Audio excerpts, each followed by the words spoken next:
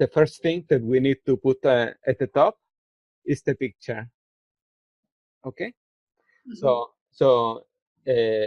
you see that there is a blue thing where it says plus points and then an X to delete on top of the section, a blue thing. Here or here?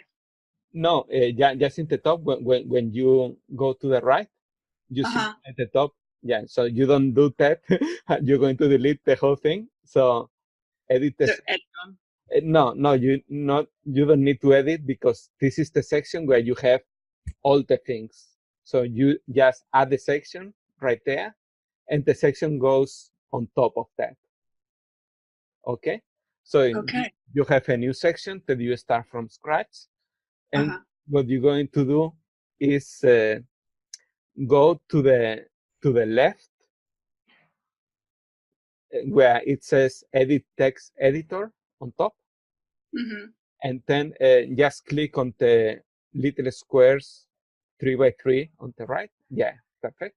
Yeah, and then you have all the elements that you can put there.